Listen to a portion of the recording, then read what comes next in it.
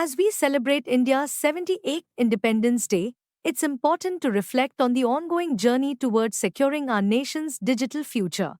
With increasing reliance on digital infrastructure across all sectors, India faces unprecedented challenges in protecting its data and networks. And thus, we invited leading cybersecurity expert Mr. Mayur Pathak to explore the current threat scenario in India, with Mr. Arindam from Good Chaos podcast as our host. Mr. Mayur, Director of Cyber and Risk Services at Wipro, has a vast experience of 20 years in the field of cybersecurity, having previously worked with other big firms like IBM and NTT as well. During our conversation with him, we discussed about the changing landscape of cybersecurity and the steps we can take at both professional and personal levels to maintain good cyber hygiene. So, let's see what we learned. First of all, sir, tell me that what is cybersecurity and why cybersecurity is actually important. Because I'll tell you honestly, people like us, once somebody says cybersecurity, we tend to take it for granted. Like, yeah, like cybersecurity, right? Like, okay, like it's not like the world is gonna end or something like that. But you tell us like how important it is, because you told me as well how important it is earlier before starting the podcast. Yeah. So you take cybersecurity, or for that matter, any kind of threats, just like we took COVID, right? We said, oh, one virus, cheek aa gayi, what's the big deal? Right. But it actually ended up killing millions of people around the world. Right. Cybersecurity is like that. No, it's a small thing. Yeah. But today, if you see, most of our world is digital. Yeah. We live on social media. We live on our WhatsApp chats. We live on our telephones. Right. We have our blogs. We have those podcasts. Yeah. So most of our persona, every life, small to big, every event is linked to something digital. Yeah. Right. Yeah. And the moment you say digital, the immediate thing that I would come to my mind is it is hackable. Yeah. Your air conditioner in this room is hackable. Your camera is hackable. Wow, really? Yeah. If it's connected to Wi-Fi, yes, somebody can log in and delete your data. Wow. That's the kind of entrenchment internet has done. And because of that, today, everything that we see, when we talk about we are in a connected world, right? Yeah. Then we are talking about we are in a very vulnerable world. Got it. So if you look at it from a national security perspective, we think that borders are safe, which means everything inside is safe. Yeah. When it comes to cyber, the borders have already been breached. Right. Your enemy could be anywhere in China. In fact, there are no borders. Like, मतलब कहीं से भी कोई भी anybody can like. Everything today is from your phone, your banking, your telephone, your contacts, your pictures, your work. So, tell me in a layman point of view that what could go wrong? Like, can my bank account be empty tomorrow? Like, can like anything, personal pictures can go out. Today, you're taking my podcast. Yeah. If I have the enough expertise, yeah, I can replace your face with Salman Khan's face. Right, and today, so after artificial intelligence, I think it has become even a bigger deal, right? Like, because कुछ भी हो सकता है. You can like somebody can steal the voice, face, anything, right? That's called as it's a good technology actually. Yeah. It's called as deep fake. You might have heard about it. Yeah. It's a good technology. It's an advancement in technology, right? Yeah. But today it can be used to manipulate people on digital world. Yeah. Today all the KYCs that happen. If you want to open a bank account today, you don't have to go to the bank. Right. They will call you, video call you, and you only have to display your ID cards. Yeah, right? yeah. So you can deepfake yourself, and or somebody else can deepfake you. Right. Create a video of your face, and show it. Open a bank account on your name. All the payments go there, and you are wondering what happened. A lot of companies' data is important, right? So like backups bhi nahi rakhte hai log, like like that. So what extreme could it go, like in such scenarios? On a larger scale, extreme, you can imagine all your money today is in your banks. We use UPI, right? Yeah. We hardly withdraw cash. Yeah. So tomorrow, if your bank, I will not name any bank, but any of your bank gets compromised and there is a ransomware attack, and it says that unless you pay me $1 billion, none of your customers' bank account will be accessible. So which means that entire countries, let's say the biggest bank in India probably has about 40-50 lakh people as their customers, or maybe more. I think 2 crore, 3 crore people. So many people will have zero access to their money suddenly. out of a ransomware attack, right? Yeah.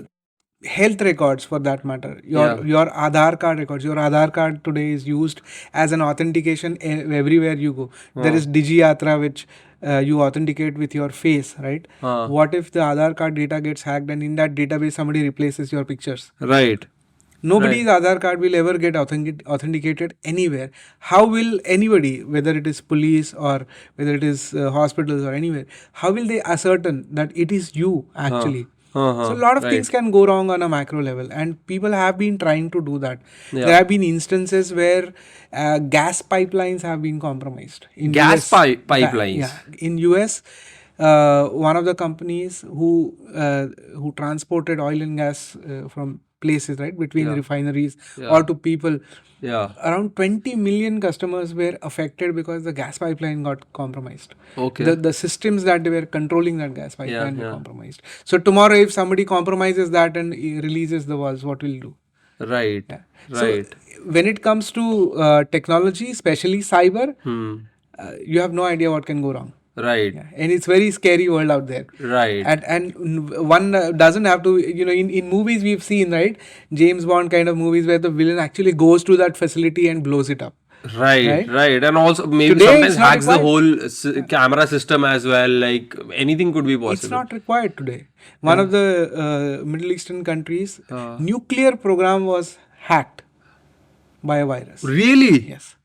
The nuclear program was hacked by a virus. It could be disastrous. They took 3 years to reach to that place where they could put their malware inside the systems of that nuclear program. Right. And luckily they found out, and obviously it was destroyed and all that. Yeah. But if such things are possible, without warning, your nuclear warheads will be talking to each other in the sky. So all of those things are possible, right? These things have already happened. Right. And with the advancement of AI, the advancement of technology, where we are going right now, and how careless we are becoming when it comes to internet, we think of internet as something of convenience, right? Yeah. But we don't really think about it as a threat. Right. I'm not saying it should It's be a threat, but it could become unsafe for you, just the way your house could get unsafe for you at times for you, right? Like your house is safe, but sometimes like a robber could come and like rob you, right? Like for that you need to have a proper security system, like for just the way for your home, it should be for your phone, computers and stuff. It's about how you responsibly use those tools, right? So that they are used for the betterment, and not for the destructive mindsets in the society. Don't take it in the wrong manner. Yeah. A knife can be used for cutting vegetables. Right. The same knife a goon will use to stab someone. Right. It's the same knife. Right. The knife is innocent. It's the intention that matters. Right. So if we are more vigilant about what's going on around us, along with having a basic hygiene about how we treat our data, our phone, and where we give our mobile numbers, why should we or why should we not? Right. What do we do with this? Do you think like somebody can hack you from your mobile number? Like, is it possible? If they have your mobile number, yes. Yeah. There are ways that your mobile number can be used to corrupt your SIM card itself. Wow. So you end up replacing that SIM card, right? So wow. So and once you have the number, then like the authentication with Aadhaar and bank and everything comes along together, right? Because like everything is linked with your number nowadays. It's a simple program. So if you receive a message, that message automatically gets forwarded to another number. Right. If there's a malware inside your phone, it will happen, right? That is how they will get cloned.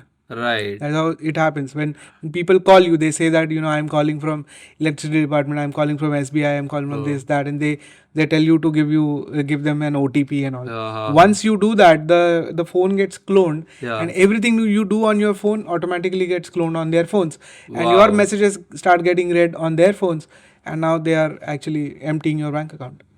That's how people lose money. And what could be some other way of hacking a person, which could be simpler and which like which we do in every other day, like something which are in our phone and could be hacked easily. Like, see, one of the most common techniques is called as phishing. It's PHI. Phishing. Yeah. So nowadays we get those messages, right? Click here for Amazon voucher. Click here for this, that, or sometimes there are links luring you to go to a porn website or something like that. You click on that. Yeah. The moment it loads on your browser, Yeah. at the back end there is something getting downloaded on your phone. Yeah. And then it will do its job. It is Yeah. not necessary that so much of an effort has been taken to compromise your phone or your bank account.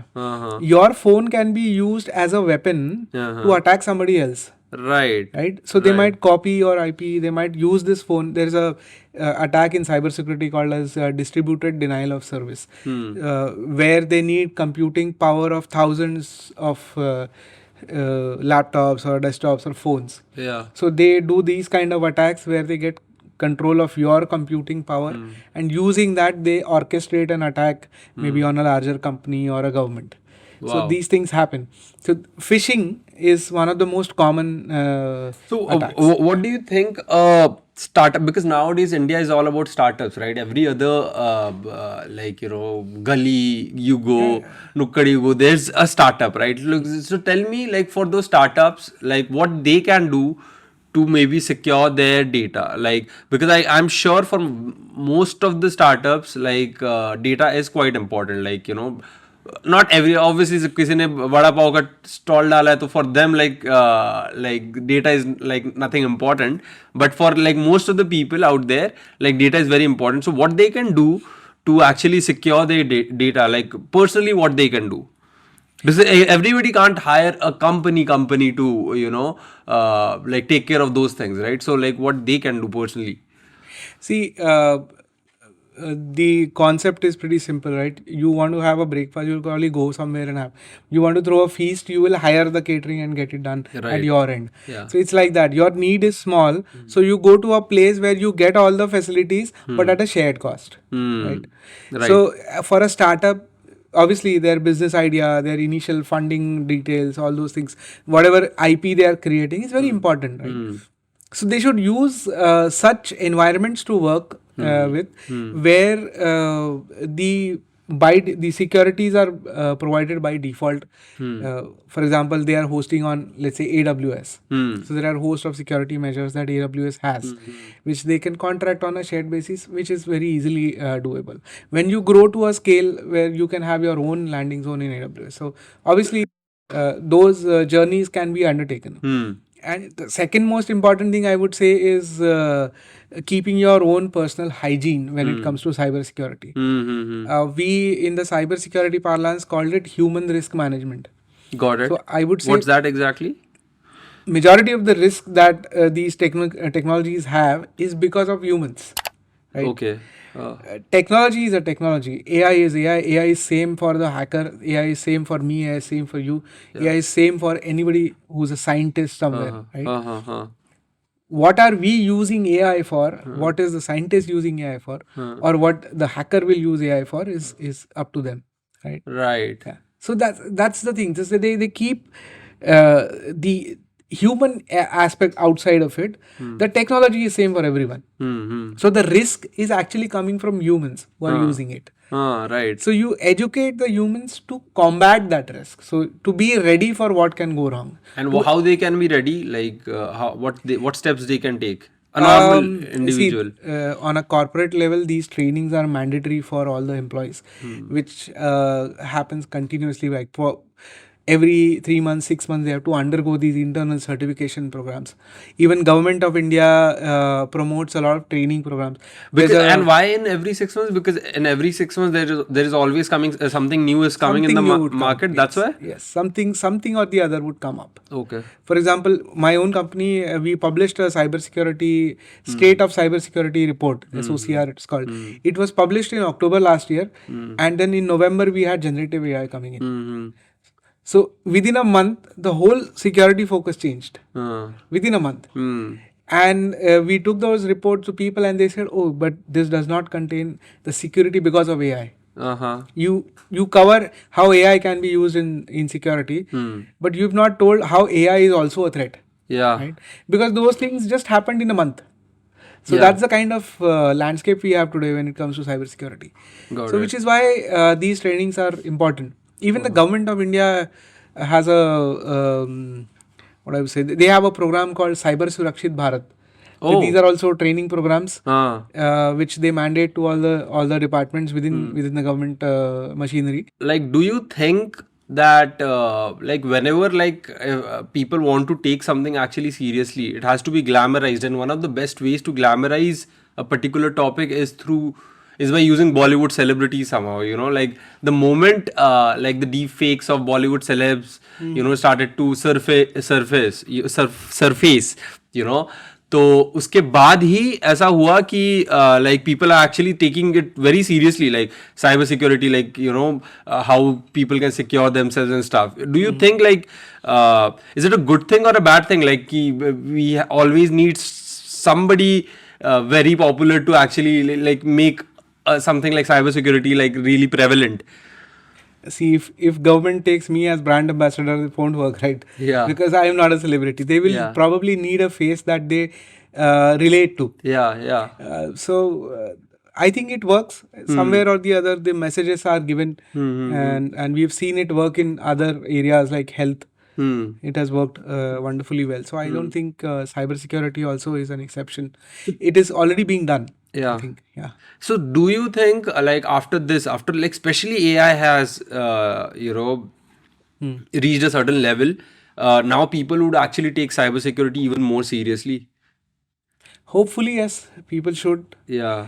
AI is being used for a lot of convenience today. The way Okay, like maybe I'm coming from a personal perspective that people are not taking it seriously. Like, do you yourself think that people take cybersecurity that seriously? on an individual level, probably no. No, right? The businesses and enterprises are taking it very seriously. But I would And from say how long? From how many? It's been how long that they've been taking it very seriously? I think they've been taking it seriously for a long time, but I think the shift has come in the last 10 years. I've seen, and in the last 3-4 years, especially after COVID, when there were cyber attacks happening because of COVID, using that as a defense, then there were cyber attacks happening because of Russia-Ukraine war or the Israel and Gaza war. So things have been happening, and people have actually taken it up to ward themselves after all the threats. On an individual level, I feel still it is lacking. The kind of awareness that we have for our personal health or personal wealth, the same awareness we do not have for our personal technology, the gadgets. Yes. The responsible use of technology is something that we should be promoting. Yeah. So companies are promoting responsible AI. In a similar manner, I think responsible use of our home technology should also be promoted. Right. So you talked about a particular government policy which has been launched. So tell me more about that, like what it has to do with. See, government has done their bit as far as the cybersecurity is concerned. So we have a national cybersecurity policy under which a lot of coverage has been done on what various departments can do and should do. The most guarded industry is definitely our BFSI and defense. But the rest are also following, and then there are guidelines for each and every industry, whether it is SEBI doing it for stock markets, or RBI doing it for banks, or the MOD doing it for the defense organizations, as well as the vendors who supply to defense organizations, right? So there are guidelines already in place. Enforcement of that guideline, BFSI at least, I've seen that it's very strict, and RBI is a very hard taskmaster, and it is being done. Yes. Other industries not so much, especially the entertainment industry. Is very loosely guarded, and it doesn't really work on standard operating procedures, right? The entertainment. Tell me more about it actually. Like how does entertainment industry can change stuff? Like do you think like there is a cybersecurity I think there must be for sure. Like there are times like when movies get online before even like releasing on the theaters. That is also a cybersecurity threat in a way, right? It's a theft. Theft. So like tell me more about that. What can the movie industry like or the entertainment industry can do to like actually improve those things? I think they have to be because the entertainment industry is all about creating something out of your own passion, right? And it doesn't really work like a manufacturing company. Right. So There's no patent. yeah. There must be patent, but like it's still out of creativity of humans. It happens out of creativity. Yeah, So there are shoots that will go for 24 hours and there'll be no shoot for 4 days at a stretch, right? All those things happen. So a more professionalism in terms of that probably would help. But then again, I'm not from the industry. I've not seen it closely. I can't really comment on that. But then I can tell you something, that the entertainment industry also has to wake up to all of these things. Yeah. Recently, Disney lost their customer data of 1.9 million subscribers. Wow. 19 lakh Wow. subscribers. Data was stolen and put on darknet for sale. Shit. For Disney Hotstar. It In must India, it is Hotstar, but globally it's still called Walt Disney and Company. So that's what happened. Sony has in the past lost customer data of 5 million subscribers. They had to pay money, ransom money, to make sure that Sony Pictures doesn't, though that data doesn't go out. So all of these things have happened in the entertainment industry also. Wow. Right? But they're and they are one of those who are actually quite careful with it as well. Still, it happened. Yeah, it still happens. Netflix has lost data. Disney has lost. Sony has lost. So it's nothing new for any of them. When people get compromised, or when they know that something is being lost, that is when they will wake up, right? So when they are looking at their competitors, they think that, oh, maybe it was Sony इसलिए हुआ. मैं तो छोटा company हूँ, तो मेरा नहीं होगा. So that's not how it works. Yeah, it's about maybe the risk is lesser for them, a little lesser for them, because like they are not that well known that they could be attacked, but like still they could be attacked. Somebody who knows could attack, right? True. I told you about human risk factors, right? Yeah. So most of these things are human risk factors. There are social engineering attacks that happen. That sometimes they happen out of a revenge. Sometimes they happen out of your normal emotions. People do all kinds of things. Yeah, right. So social engineering attack means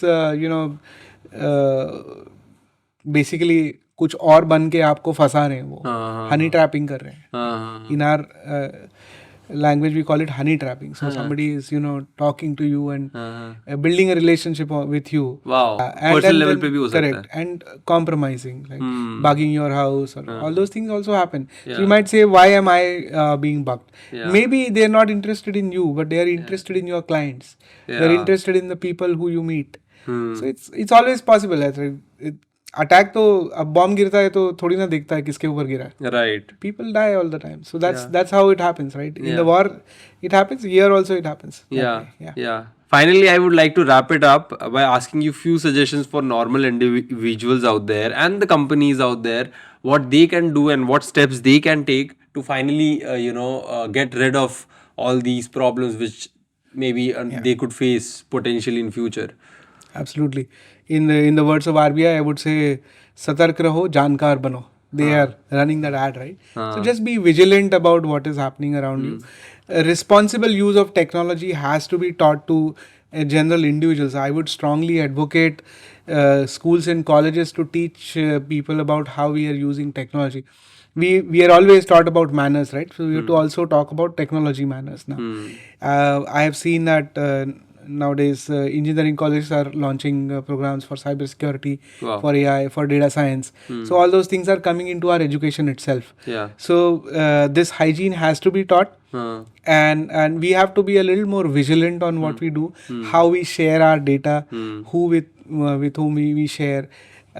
Just be a little wary about where all you've provided logins, whether your passwords are compromised or not. If there are some benchmarks to be followed, just follow them. That's all. It's like traveling on the road, दाएं बाएं देख के चलो. That's all. So in the virtual world, आपको दाएं बाएं नीचे ऊपर आगे पीछे सब देख के चलना पड़ेगा. Yeah, get your cars installed with the airbags most probably. Like something like that. The more the better. Yeah, the more the better. Correct. Okay. So finally, this was the podcast, guys. Thank you, Arindam, for having me here and hosting me. Thank you for a wonderful podcast. I would urge all of you to spread this message for cybersecurity awareness. If you're watching this, do share, like, subscribe to the channel, and look forward to interacting with you again. So that was Mr. Mayur Pathak sharing valuable insights into the current landscape of cybersecurity.